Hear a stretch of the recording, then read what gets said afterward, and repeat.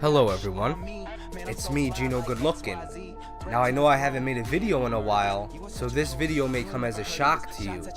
But rest assured, I'm coming in like a fucking wrecking ball. Oh, I'm coming in like an undocumented immigrant.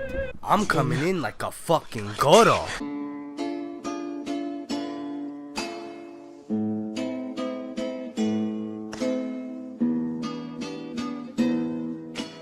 Thank you for clicking play. Now let me learn you about the different types of troubles that us gypsies have. In this video, I'll be breaking down 10 of the most popular types of trouble amongst gypsies. Okay, so number 1 overall, Facebook trouble. This is the Taylor Swift of trouble. Everyone's had it. You know, like a hickey from Kaniki, it's a trademark. Okay, maybe not a trademark, but it's definitely like a rite of passage. Now, I would estimate that approximately 90% of all trouble over the last 5 years has happened on Facebook. Unlike back in the day with AOL, when someone would send you a throwing letter and you could just put it in your spam folder and avoid it, or do what I did, which was save it and reread it over and over again and laugh. Or like when caller ID came out and you could suddenly just block the number or avoid the call. Facebook is about as public as it gets. Within 12 seconds, a throwing letter goes viral to hundreds of gypsies that have been waiting for shit to pop off. Which brings me to our next trouble. Now, with all of those gypsies seeing this throwing letter, naturally, a few of them will feel the need to voice their opinions and offer their 2 cents, knowingly or unknowingly entering the twilight zone of trouble, which I call the find your own trouble. Ladies and gentlemen, this is how full-blown riots get started. Which coincidentally brings us to our next type of trouble. So what are full-blown riots? We've all heard this term used before, but no one has ever truly defined it until now, because I'm defining it. You're welcome. #Goro. In order for me to define what a full-blown riot is, I first need to explain that just like how most things gypsies call each other have 2 meanings, which I refer to as the Old Testament and the New Testament, our ways of measuring trouble have changed. Back in the olden days, which I'll refer to as B.MF, for before to my face, trouble was actually settled face to face, which as you can imagine, led to tons of fist fights. These were known as riots. Nowadays, in the post-my-face world, or in the A.MF, which stands for After My Face, and is not to be confused with ATM, the acronym for ass to mouth, which is also the leading cause of jeopardy.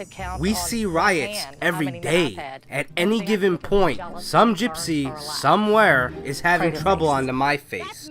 Mostly in Chicago, and mostly my cousin Lacey. So in order to differentiate between the 2 types of riots, a new term was created: full-blown riots. This is the name of any trouble that ends in... No, wait, trouble never ends. This is the name of any trouble that leads into a fist fight. So essentially, full-blown riots are the product of the wrong person saying the wrong thing at the wrong time. Now here's a list of some troubles that can lead into full-blown riots. The Helen of Troy, which in scale is one of the smaller troubles, but it is one of the most frequent. In ancient Greece, 2 men went to war because they were both in love with the same woman. The woman in question is Helen of Troy, and she was the baddest bitch in all of ancient Greece. All of the boys was medding over her. She looked like a cross between Angelina Jolie in the movie Alexander, where they made Alexander the Great a mean Josh, and Gal Gadot in Wonder Woman, where they made me Hamishna on Chris Pine for the 3rd time because he got the job with her and whatnot. So just like its namesake, Helen of Troy, this is trouble that occurs when 2 gypsy boys want the same chai and are willing to mudaddle each other over her. Just like the Beast did my homie Gaston in Beauty and the Beast. Now to answer the question that you all undoubtedly have, was I ever involved in a Helen of Troy trouble? Yes. Luckily, we were able to patch things up before they escalated into Tupac versus Biggie trouble. Now, for those of you who don't know anything about Tupac and Biggie, they were two gullah in the 90s that made songs about dying, smoking yed, making love at, and getting all the chais. Then Biggie heard Tupac fucked his chai and had Tupac shot up. Allegedly. He only allegedly had Tupac shot up. I can't prove it. Anyways, there was mad trouble between them after that. And soon, it escalated to the point where the whole East Coast was against the whole West Coast. East Coast versus West Coast trouble is actually pretty common amongst gypsies. This occurs once every year and a half like clockwork. I'm sure you all remember the beef sandwich war of 2013 and 2014. And who could forget our more recent Trump versus Hillary beef? We never know what will set it off. What we do know is that it will be opinion based. It's coming, and it's our job to defend our city, even if it's not ghetto like that. Just like Johnny Cochran had to defend OJ knowing he was guilty. And like how some people defend the new Ghostbusters movie, completely ignoring the fact that it's terrible. And like LeBron fans defend LeBron, knowing he's not Michael Jordan, and will never be Michael Jordan, and could never be Michael Jordan, because there's only one Michael Jordan. And he played for the Bulls, and won 2 back-to-back three-peats. Which brings us to our next trouble, the I can put swear trouble. This trouble begins with an accusation, then the defendant enters a plea of not guilty. All I know is my side of the story. I can't tell no other story. I'm innocent, and Mama, I love you. P.O.P. Only die. Boy, baby, for life. That's where shit gets interesting. You see, now the prosecutors have to assassinate the defendant's character, which looks a little something like this. Is it true that your car is in your son's name? Yes. Okay, and for the record, would you mind sharing how old your son is with the jury? That's when the defense is like, objection, leading.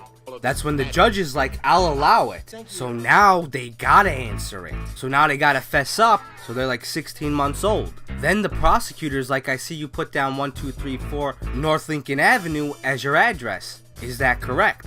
Yeah, that is my address. And does the Section 8 know you're living there? Because your name isn't on the lease. Now the defense is like, I would like that stricken from the record. It has no bearing on the case. And again, the judge is like, I'll allow it. That's when the defense is like, oh, we're booyah. Oh, there's a fucking surprise. This judge is a real prick. And then the defense pulls a Peyton Manning out of his back pocket. He turns around like, you want the truth? You can't handle the truth. Which just pisses the judge off even more. So the judge is like, you're out of order. That's when the defense is like, you're out of order. This whole fucking courtroom is out of order. Our next trouble is called family feud, because that's exactly what it is, a family feud. Now there are a lot of families that seemingly hate one another on the down low, and sometimes they're even in the same immediate family. Other times, the family you're feuding with is the one that you married into. Anyways, unlike the TV show, this trouble doesn't wrap up in 30 minutes. This is just something you have to live with, like herpes. Or the way your wife makes breaded chicken, which is the wrong fucking way. Because only your ma and Colonel Sanders know how to fuck to make breaded chicken. Now we have the 300, named after the movie Zack Snyder directed, based on Frank Miller's graphic novel, which was based on early accounts of gypsy trouble. This movie really captured how it feels to be truly outnumbered, and yet know that you still have to have the bigger mouth. 300 Spartans fought thousands of Persian soldiers to the death to defend their family, their land, and, if I'm being honest, their God-given right to pursue a good time. This is Southpaw! Which brings me to World War III. Now, since the time we're little, we're all given the signs of World War III. That's when the top 5 gypsy tribes and the smaller tribes that are trying to make a name for themselves combine all of their troubles into one giant stuffed cabbage of trouble. Alliances will be forged, names will be ruined, and Hunla will be called. This is like the real life Game of Thrones. Fuck it. I'm chilling, so I'm just gonna do a lightning round. Any trouble with your mother-in-law is called be bitched, because you will be bitched at. Marital troubles are now and will forever be known as don't say nothing, don't go back. Whenever the younger kids have trouble, it's called little trouble. It only becomes big trouble when the adults involve themselves and escalate the situation. Baby mama drama is still baby mama drama. You know, because why fix something if it's not broken? That name is fucking perfect.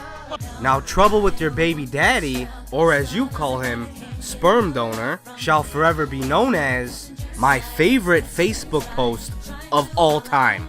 Now, when two gypsy girls have trouble onto my face, I'm gonna call it what I always call it. Hilarious. And, as always, when someone involves you in trouble that you're not actively participating in, that's just Gleesha.